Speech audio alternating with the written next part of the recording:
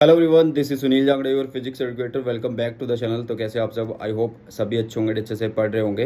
तो class 12 term 2 की preparation में हम लगे हुए हैं। 20 तारीख को हमारा एग्जाम है, तो दिन रात आप लोगों के लिए मेहनत करी जा रही है। अभी आप लोगों को प्रोवाइड किए जा रहे हैं एटम्स के previous year question. Most important PYQ मैं आप लोगों को करवा रहा हूँ एंड बहुत ज़्यादा चांसेस हैं इन क्वेश्चन में से दोबारा क्वेश्चन रिपीट होने के, बहुत ज़्यादा चांसेस है। ठीक है, सो बेटा जी क्या करना है आप लोगों को, मेरे साथ साथ प्रिपरेशन करनी है। जैसे मैं आप लोगों को बता रहा हूँ वैसे मुझे फॉलो करिए। ठीक है, जिन बच्चों ने सिलेबस कर रखा है, अच्छे से PYQ कर रखे, तो वो रिवीजन करते रहे अपनी। लेकिन जिन बच्चों ने अभी तक 50% सिलेबस किया या अभी तक कुछ भी नहीं पढ़ा है, तो वो अभी भी बढ़िया मार्क्स स्कोर कर सकते हैं। तो उनके लिए क्या है, सबसे पहले आपको क्या करना बेटा, एक सिंगल वीडियो मैंने अपलोड किया हुआ है, ठीक है, क्लास 12 फिजिक्स टर्म 2 के लिए, जिसमें आप लोगों को पूरे के पूरे 7 चैप्टर मिल रहे हैं। EM wave, ray optics, wave optics, dual nature, atom, nuclear and semiconductor. ठीक है, सारे के सारे वन शॉट वहाँ पे मिलेंगे आप लोगों को एक ही वीडियो के अंदर। 7.5 घंटे की वीडियो है, और इस वीडियो को बेटा जी आप 1.5x की स्पीड पर देख लेना, ज़्यादा अच्छा रहेगा। ठीक है,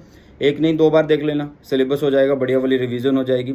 एंड डिटेल्ड वन शॉट है बेटा ये। कैसे हैं ये? डिटेल्ड वन शॉट हैं, मतलब मज़ा आ जाएगा आप लोगों को ये सब करने में। ठीक है, ओके। और साथ में बेटा आप लोगों को क्या करना है, ये टेलीग्राम चैनल जो है सुनील जांगड़ा सर के नाम से, इसको ज्वाइन कर लेना। Link description box and chat box दोनों में मिल जाएगा, क्योंकि जितना भी कंटेंट है सारे का सारा यहाँ पे फॉरवर्ड किया जा रहा है अभी। सारे का सारा कंटेंट आप लोगों को टेलीग्राम चैनल पे मिल जाएगा। मतलब भरमार हो रही है कंटेंट की।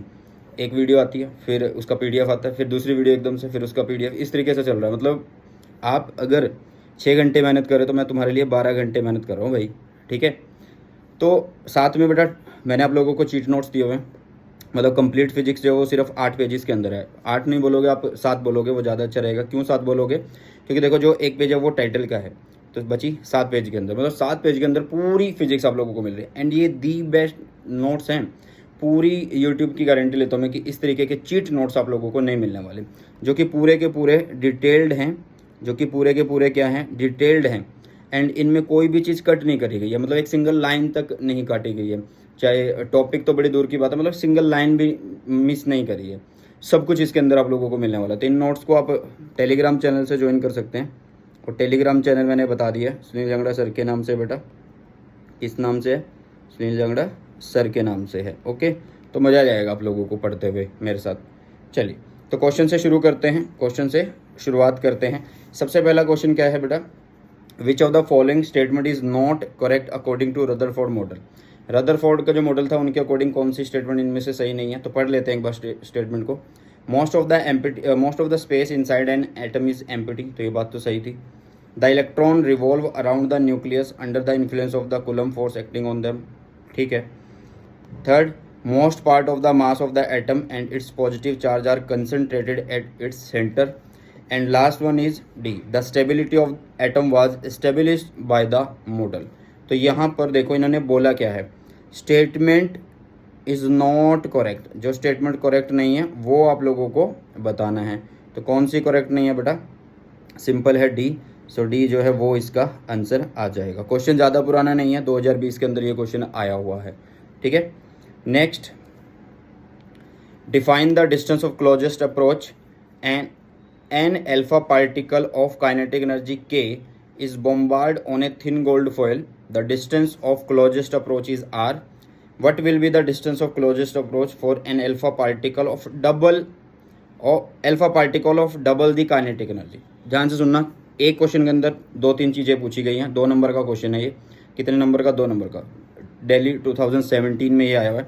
Define the distance of closest approach क्या होता है बेटा? ध्यान से सुनना। The distance from the nucleus where all the kinetic energy of alpha particle is completely converted into potential energy। देखो ये रहा न्यूक्लियस, ठीक है। यहाँ से अल्फा पार्टिकल आए और ये अल्फा पार्टिकल के ऊपर कौन सा चार्ज होता है? पॉजिटिव चार्ज होता है। तो ये क्या हुआ, इसके पॉजिटिव इन्फ्लुएंस की वजह से रुके और वापस हो गए। तो मतलब क्या कर रहे हैं, पहले वो चल रहे थे तो अल्फा पार्टिकल काइनेटिक एनर्जी, फिर वो रुके, फिर वापस हो रहे। तो मतलब kinetic energy converted into the potential energy. तो जितने डिस्टेंस पे ये काम हुआ है, इसके सेंटर से जितने डिस्टेंस पे ये काम हुआ है, उसको हम बोल देते हैं क्या? R। और वही R कहलाएगा क्या? Distance of closest approach. Distance of closest approach कराएगा। इसको आप डिराइव कैसे कर सकते हैं? इन्होंने पूछा ना, what will be the distance of closest approach, ठीक है, उसको कैसे लिखेंगे? अब सुनो ध्यान से, अल्फा पार्टिकल के लिए बात कर रहा है। तो काइनेटिक एनर्जी किस में बनानी है? पोटेंशियल एनर्जी के अंदर बनानी है। किसके अंदर बनानी है? पोटेंशियल एनर्जी के अंदर बनानी है। तो काइनेटिक एनर्जी हाफ mv², यही हो गया। पोटेंशियल एनर्जी क्या भाई? अल्फा पार्टिकल है तो उसके ऊपर चार्ज 2e, न्यूक्लियस के ऊपर नहीं पता तो ZE लिखेंगे, नीचे डिस्टेंस r² लिख दिया, और साथ में क्या लिखेंगे यहाँ पे? 1/4πε0। ठीक है, तो बस यहाँ से आप निकाल लो, क्या r निकाल लो, आपके पास आंसर आ जाएगा। बताओ भाई समझ में आया या नहीं आया? क्लियर है? ठीक है, काइनेटिक एनर्जी क्या बन रही है? पोटेंशियल एनर्जी के इक्वल बन रही है। काइनेटिक एनर्जी किसके इक्वल बन रही है? पोटेंशियल एनर्जी के इक्वल बन रही है। ओके, आई होप समझ में आ गया होगा। यहाँ पे इन्होंने के लिखा हुआ है, यहाँ पे हमने पूरा के ओपन कर दिया, तो ये डिफरेंस है। यहाँ पे के कौन है? ये काइनेटिक एनर्जी है। ठीक है, अब इन्होंने एक बात और बोल दी कि अगर डबल कर दें, if kinetic energy will be doubled then the distance of closest approach will be become half. अच्छा, इन्होंने इसलिए नहीं ओपन किया इसको क्योंकि के बारे में ये डील करना चाह रहा है। तो मतलब अगर के को लिखेंगे तो के नीचे आ सकता है यहाँ पे, यस। तो अगर के को डबल करें, अगर ये इंक्रीज होगी तो ये डिक्रीज होगा, तो सिंपल है कि ये क्या बन जाएगा? हाफ बन जाएगा। क्या बन जाएगा? ये हाफ बन जाएगा, बिकम्स हाफ। ठीक है, दूसरा है आप लोगों के पास, write two important limitations of Rutherford nuclear model of the atom. आपको क्या लिखना है? राइट टू इम्पोर्टेंट लिमिटेशन लिखनी है। किसकी? Rutherford nuclear model of the atom. Nuclear model of the atom, इसके लिए आप लोगों को क्या लिखना है? इसकी लिमिटेशन लिखनी है। 2017 में ये क्वेश्चन आया हुआ दिल्ली के अंदर, रदरफोर्ड की लिमिटेशन। तो वो कौन कौन सी है भाई? पहली लिमिटेशन क्या थी? This model can not explain about the stability of matter. पहले ही क्वेश्चन के अंदर हम डी पोर्शन ये करके आए हैं। ठीक है, पहले ही क्वेश्चन के अंदर डी पोर्शन हम ये करके आए हैं। क्या है ये? द टू इम्पोर्टेंट लिमिटेशन, जिसमें से पहली है कि जो मॉडल है can not explain about the stability of matter. Can not explain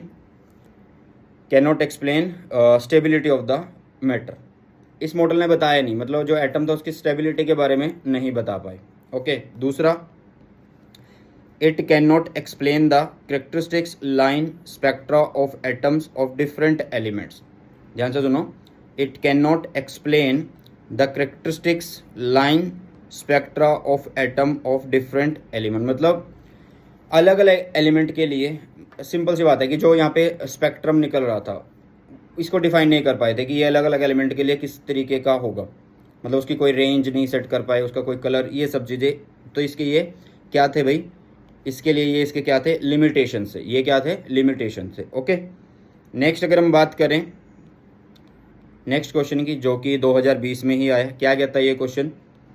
using Bohr's atomic model derive the expression for the radius of nth orbit of the revolving electron in hydrogen atom. मतलब जो बच्चे कहते हैं ना कि derivation नहीं आती है, वो देख लो भाई डेरिवेशन आई हुई है। जो बच्चे कहते हैं ना कि डेरिवेशन नहीं आती है, तो वो देख लो कि डेरिवेशन आई हुई है या नहीं आई हुई है। ओके, इतनी चीज़ तो समझ में आ रही है। देखो इन्होंने बोला क्या है, आपको एक्सप्रेशन निकालना है बोहर मॉडल के लिए। क्या निकालना है? उसमें रेडियस निकालना है nth ऑर्डर के लिए। तो उसके लिए सबसे पहले क्या करें हम? देखो थोड़ा सा जूम कर लेते हैं, वो ज़्यादा अच्छा रहेगा। हम क्या करते हैं कि सबसे पहले यहाँ पे एक चीज़ मान लेते हैं कि जो इलेक्ट्रॉन है वो रिवॉल्व कर रहा है न्यूक्लियस के चारों ओर। कितने डिस्टेंस पे कर रहा है? r डिस्टेंस पे। अब जब ये चल रहा है तो मतलब ये सर्कल में चल रहा है, तो इस पर कौन कौन सी फोर्स हो सकती हैं? दो फोर्स होंगी। एक होगी इलेक्ट्रोस्टैटिक फोर्स, हाँ जी, एक होगी इलेक्ट्रोस्टैटिक फोर्स, और एक होगी कौन सी? सेंट्रीपिटल फोर्स होगी। कौन सी होगी? सेंट्रीपिटल फोर्स होने वाली है। कौन सी होने वाली है? सेंट्रीपिटल फोर्स होने वाली है। ठीक है, इतनी चीज़ तो समझ में आ गई है। ठीक है भाई, अब इलेक्ट्रोस्टैटिक फोर्स भाई सिंपल है, अगर ये E है और ये E है और दोनों r डिस्टेंस पे है, तो आप E into E upon 4πε0 r लिख सकते हैं। यस, तो वही लिख दिया, तो ये हो गया देखो E इंटू ई 4πε0 r²। किसके इक्वल? सेंट्रीपिटल, जिसको हम क्या लिखते हैं? mv²/r से लिखते हैं। तो ये हो गया mv²/r। दोनों को इक्वेट करो। यहाँ से जब आप इक्वेट करोगे, हाँ जी, यहाँ से जब आप इक्वेट करोगे तो क्या होगा कि आप लोगों को तो रेडियस निकालना है ना, तो ये वाला r इस वाले r से कट गया और यहाँ से निकाल लो r। तो वो r कितना होगा? अभी देख लेते हैं वो r कितना होगा। पहले हमने आर को आर से कट करा तो हमारे पास रिलेशन ये आ गया। अच्छा, बोहर में हमने एक मोमेंटम का भी केस पढ़ा था कि जो एम वी आर है वो किसके इक्वल होगा, एन एच अपॉन 2 पाई के इक्वल होगा एम वी आर। यहाँ से वी की वैल्यू निकाल लो तो ये होगा एन एच अपॉन 2 पाई एम आर।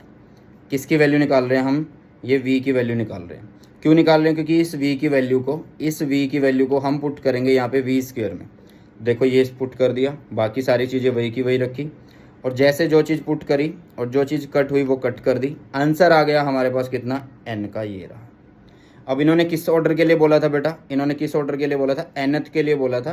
तो यहाँ पे ये देखो एन आ रहा है, ये क्या आ रहा है, देखो इसमें एन आ रहा है, तो आप लोग यहाँ पे इसलिए इसको एन लिख दोगे, इसलिए एन स्क्वायर आ रहा है। अगर वो अब किसी के लिए भी पूछे, फर्स्ट के लिए, सेकंड के लिए, थर्ड के लिए, फोर्थ के लिए, फिफ्थ के लिए, तो वो आप उसको पुट कर सकते हो। मतलब यहाँ पे जो एन है, एन वो कितना है, एक मिनट, वो कितना है, वो 1 से शुरू हो जाता है, 1 2 3 4 5 6 7 8 9 10, इस तरीके से चलता रहेगा।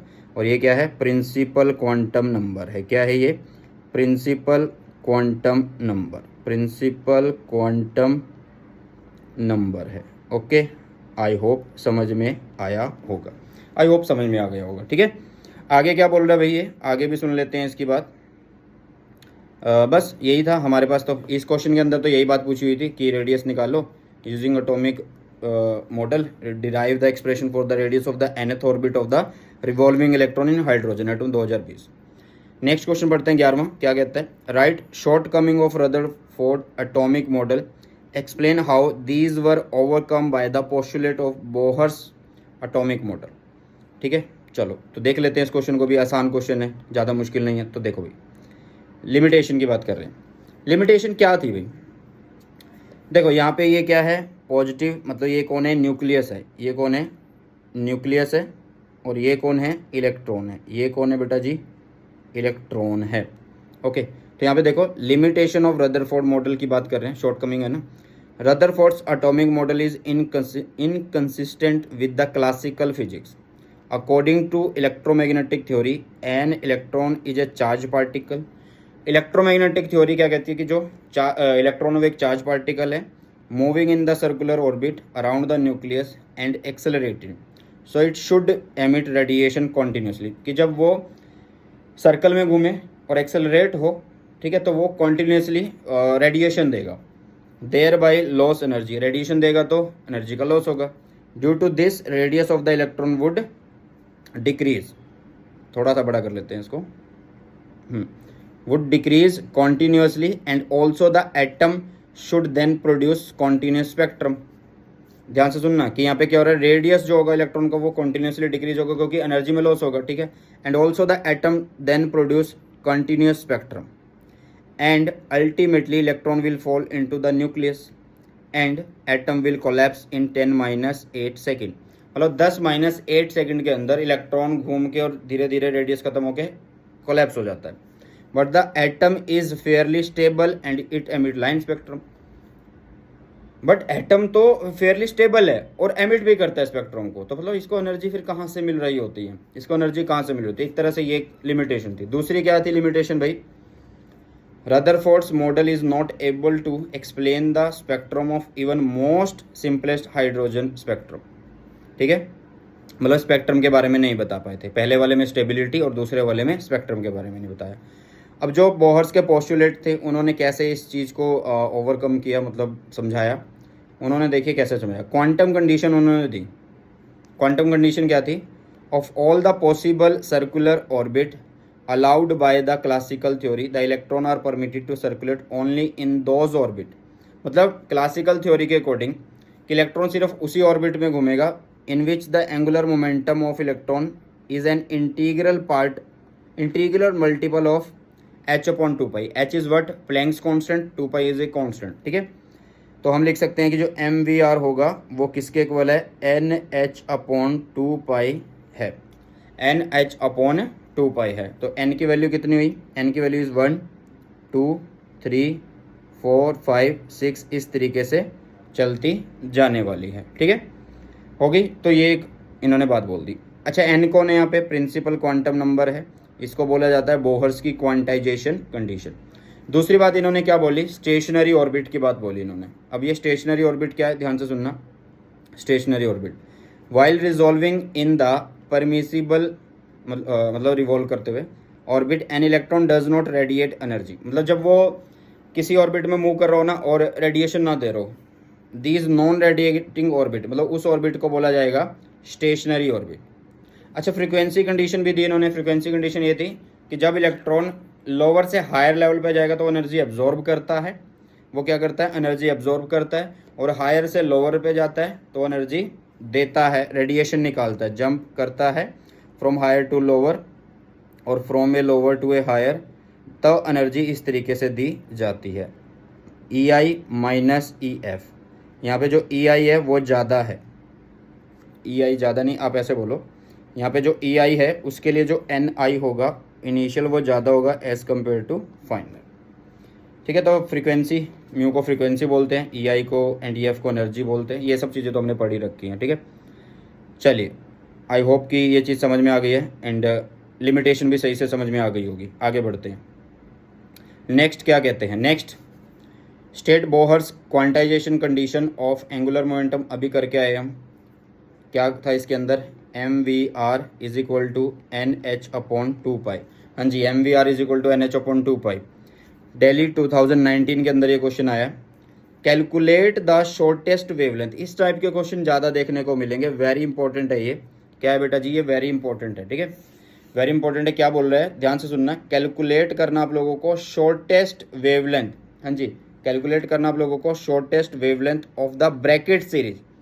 ठीक है, 5 सीरीज हम पढ़ रहे होंगे। ठीक है, कौन कौन सी, लेमन सीरीज, बाल्मर सीरीज और पास्चन सीरीज, और कौन सी होती है ब्रैकेट, पी फंड, ये सब सीरीज हम पढ़ रहे होंगे।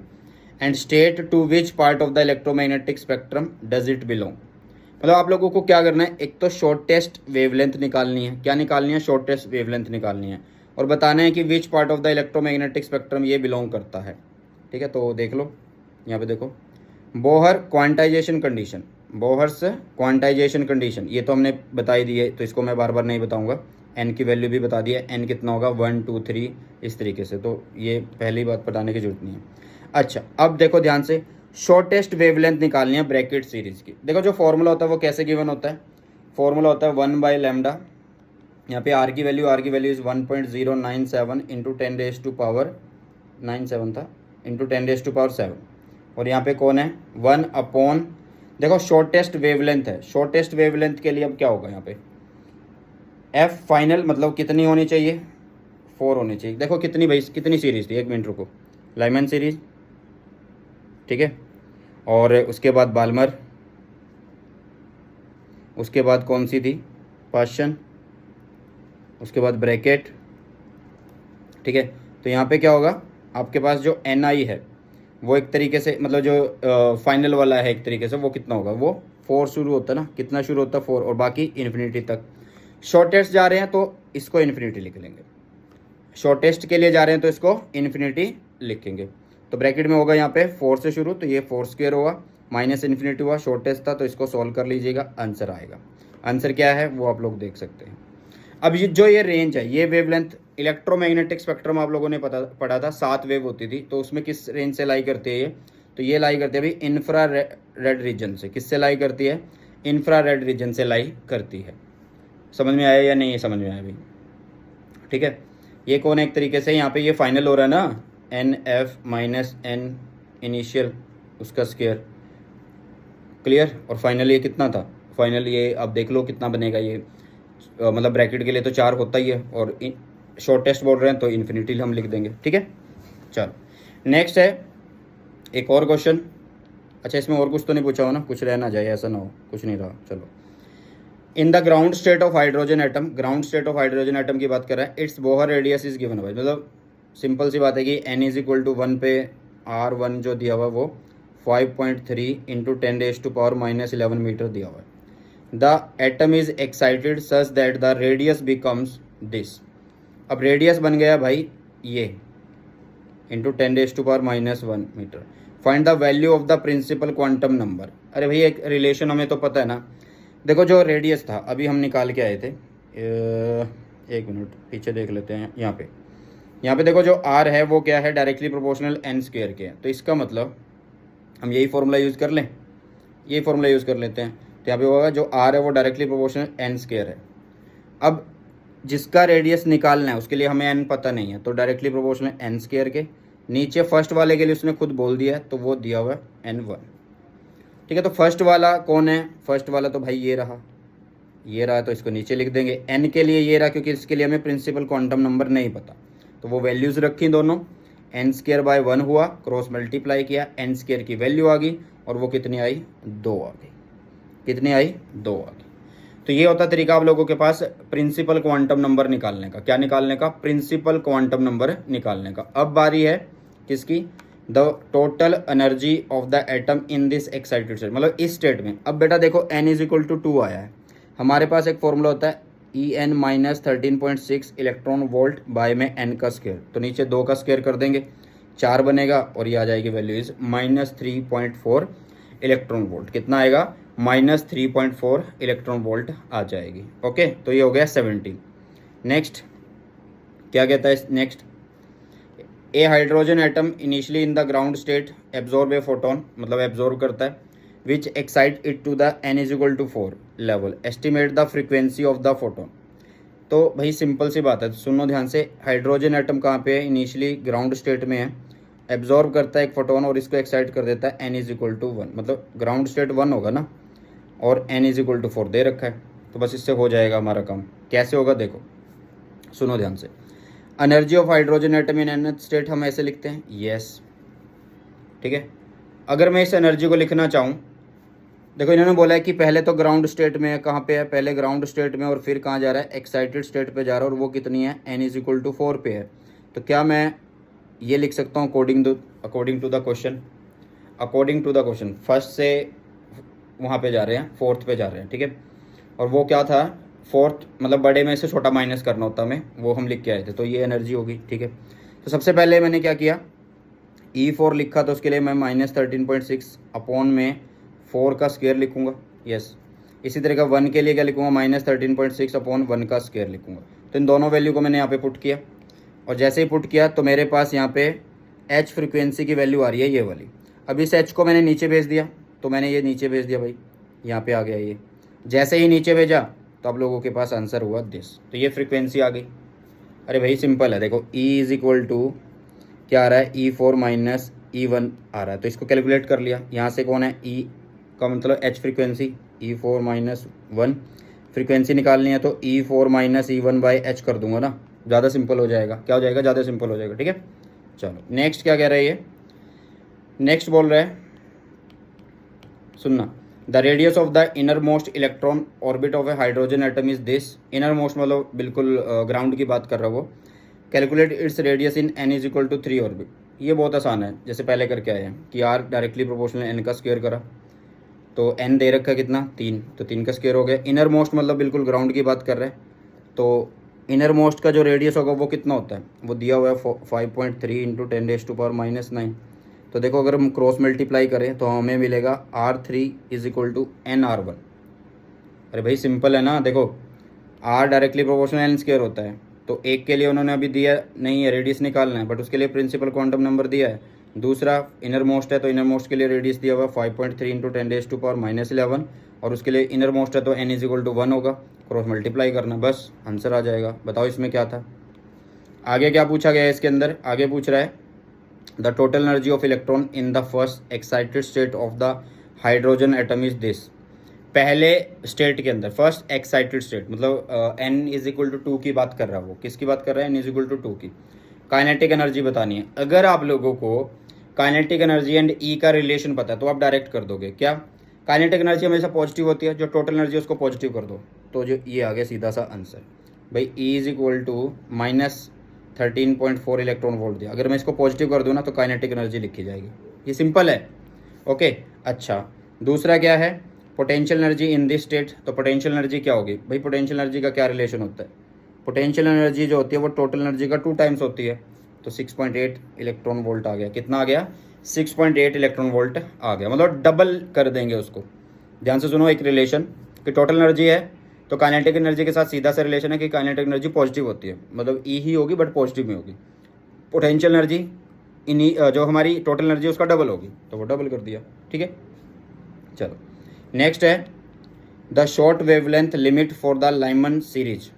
मतलब सबसे पहले कहाँ से शुरू हो रही थी भाई, एल से शुरू हो रही थी, तो पहले ही जो स्पेक्ट्रम उसकी बात कर रहा है, of the hydrogen spectrum is this.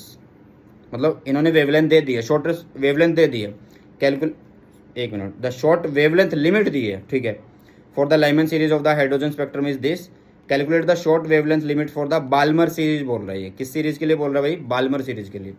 तो क्या थी, लाइमन, ठीक है, और उसके बाद की क्या थी, बाल्मर थी, दूसरे पे ही थी। ठीक है, अब हमने क्या देखा था कि यहाँ पे अब आप लोग क्या करोगे, देखो अगर लाइमन सीरीज की बात करें तो शॉर्टेस्ट में मैंने क्या बताया था, शॉर्टेस्ट में क्या होता है कि इन्फिनिटी आ जाता है, यहाँ पे इन्फिनिटी आ जाता है, और जहाँ से वो फाइनल के लिए होता है वो हम यहाँ पे लिख देते हैं। तो ब्रैकेट में तो 4 था, लेकिन लाइमन में क्या होगा, 1 होगा। लाइमन में कितना होगा, 1 होगा। तो ये देखो 1 लिख रहा है, किसके लिए, लाइमन सीरीज़ के लिए। लेकिन हमें किसके लिए लिखना है, बाल्मर सीरीज़ के लिए। तो बाल्मर के लिए 2 होगा, बाल्मर के लिए क्या होगा, 2 होगा। तो यहाँ से ये मिनिमम आ जाएगा 1/λ 1/9, ये 1 लिखो या सीधा आर की वैल्यू लिखो 1.097 इंटू 10⁻⁷, वो आप लोगों की मर्जी है, वो आप लोगों की मर्जी है भाई। ठीक है, तो आप सीधा भी वैल्यूज़ को लिख सकते हो, इसको आर लिख सकते हो। ठीक है, तो बस क्रॉस मल्टीप्लाई करो और आंसर आ जाएगा। अच्छा, जो एंगस्ट्रॉम होता है वो कितना होता है, 10 - 10 मीटर होता है। एंगस्ट्रॉम कितना होता है, 10 - 10 मीटर होता है। ठीक है, चलो नेक्स्ट है, आप लोगों को एक फिगर दिखाया गया, the figure shows energy level diagram. Energy level diagram है ये ग्राउंड स्टेट है, ये first excited state, second, third, इस तरीके से चल रही है। Find out the transition which result in the emission of a photon of wavelength this. मतलब आप लोगों को बता रहा है कि इतना आप लोगों को ट्रांजिशन बताना है कि किसके लिए ये वेवलेंथ होगी। Find out the transition which result in the emission of a photon of wavelength this. सुनो भाई, लैम्डा दिया हुआ है कितना, 496 इंटू 10⁻⁻⁹ नैनो है तो -9 मीटर हो गया। ई कितना हुआ, E is equal to h frequency होता है, एंड फ्रीक्वेंसी इज c/λ। तो भाई एच भी पता है, सी भी पता और लैम्डा भी पता है, तो एच लिखा, सी लिखा और लैम्डा लिखा। यहाँ से ई की वैल्यू कितनी आई, 2.5 आई। अब यहाँ पे देखो कि हमें क्या पता लग जाएगा। देखो जो ये 2.5 है ये कब मिलता है, दिस एनर्जी जो होती है वो किससे रिलेट होगी, n is equal to 4 to n is equal to 3 के बीच में होगी। देखो टोटल एनर्जी कितनी होती है, -13.6 इलेक्ट्रॉन वोल्ट बाय n² होता है। अगर मैं n इज इक्वल टू 3 करूँ और n इज इक्वल टू 4 करूँ तो ये 2.5 उसके बीच में लाई करेगा, मतलब इनके बीच में लाई करेगी ये। ठीक है, तो आप लोगों ने रेंज बता दी। ट्रांजिशन बताना ना, किस ट्रांजिशन मतलब रेंज बतानी है कि कहाँ से कहाँ के बीच में रह रहा है। ठीक है, चलो next, which transition correspond to the emission of radiation of maximum wavelength. Maximum wavelength, तो इसके लिए आप क्या करोगे, सीधा वही E is equal to hc/λ। Lambda अगर निकालना है तो एनर्जी मिनिमम होनी चाहिए, एनर्जी मिनिमम होनी चाहिए, क्योंकि ये मिनिमम होगा तो ये मैक्सिमम होगा। Transition A for which the energy emission is minimum. देखो ट्रांजिशन ए, भाई यहाँ पे एनर्जी एमिशन क्या है, मिनिमम है, बहुत कम है। तो एनर्जी एमिशन अगर मिनिमम है तो इसका मतलब वेवलेंथ ज़्यादा होगी, क्योंकि दोनों के बीच में रिलेशन इस कैसा, रिवर्स है। दोनों के बीच में रिलेशन इस कैसा, रिवर्स। अगर ये मैक्स है तो ये मिनिमम होगा, तो यहाँ पे रेडिएशन मिनिमम है एनर्जी का। ओके, चलो नेक्स्ट। अच्छा, ये हो गया इसका पूरा सॉल्यूशन। नेक्स्ट चलते हैं।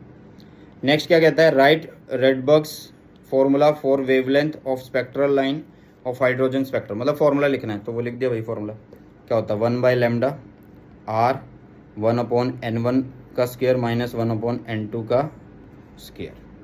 ठीक है, अब बोल रहा है mention to which series is the emission spectrum of hydrogen alpha line belong.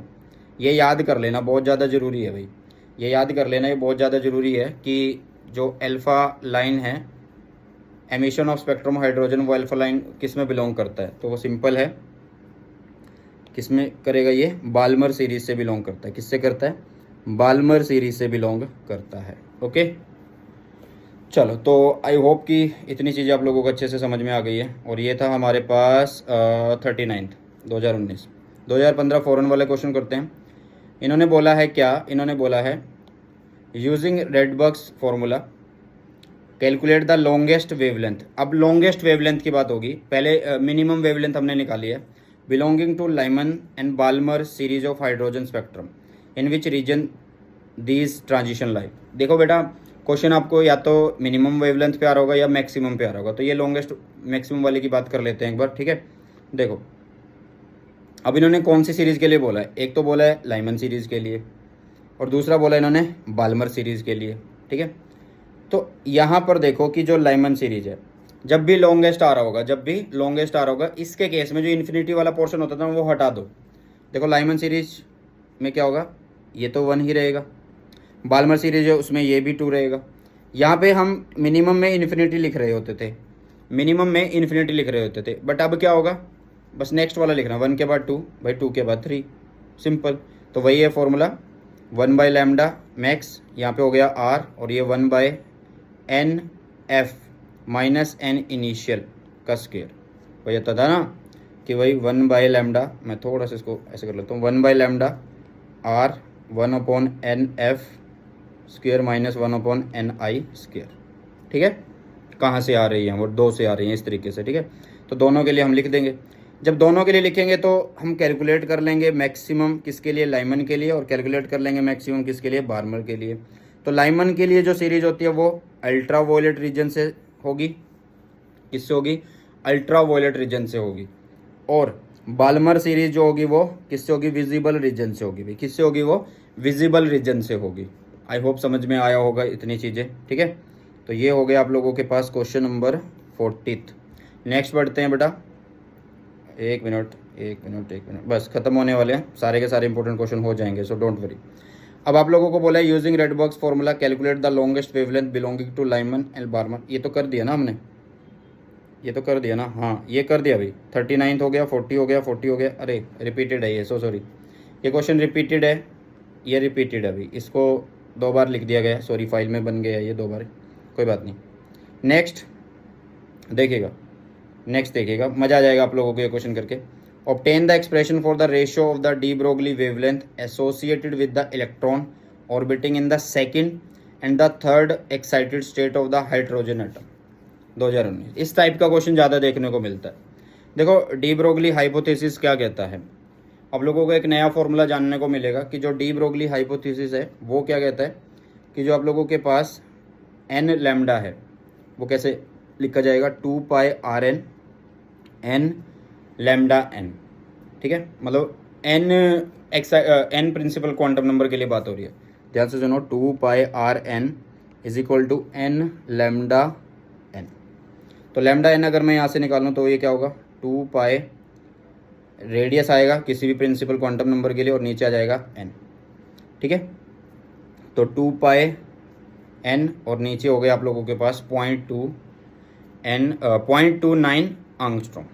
ऐसा क्या हुआ यहाँ पे, ऐसा क्या हुआ यहाँ पे।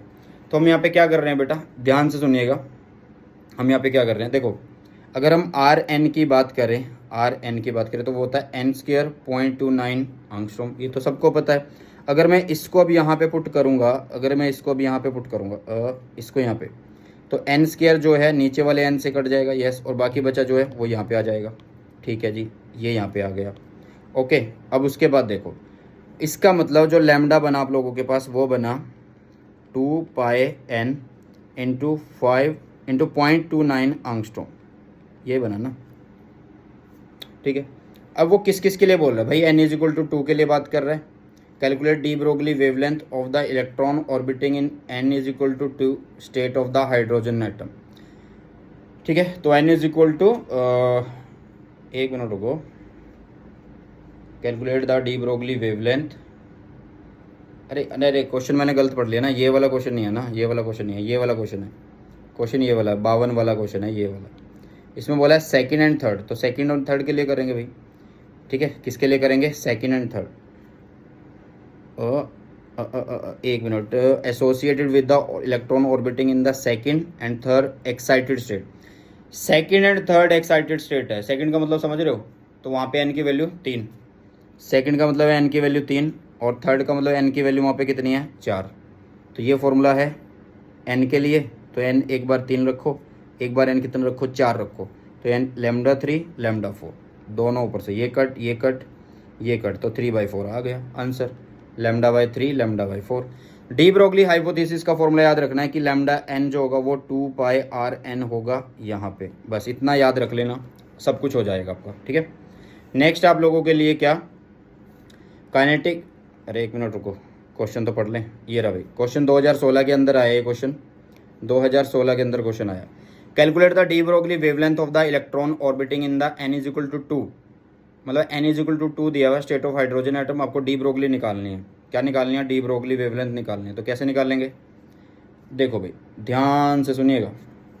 डी ब्रोगली वेवलेंथ का ये फॉर्मूला भी ड्यूल नेचर में पढ़ा था हमने, H/√2m/E/K। E/K is what, E/K is kinetic energy. क्या होता है ये, काइनेटिक एनर्जी होता है। तो टोटल एनर्जी जो होती है वो K के इक्वल ही होती है, बट पॉजिटिव में होनी चाहिए। क्या होनी चाहिए, पॉजिटिव में होनी चाहिए। तो पहले हमने टोटल एनर्जी निकाली। ई का फॉर्मूला क्या होता है, माइनस में होता है, बट हमें तो पॉजिटिव से लेना देना है ना, क्योंकि काइनेटिक एनर्जी निकालनी है। तो वो होगी 13.6/n का स्क्वायर। n कितना है यहाँ पे, सेकंड बोल रहा है, तो n इज इक्वल टू 2। तो यहाँ पे कितना होएगा, n मतलब 4 हो जाएगा, क्योंकि स्क्वायर करेंगे।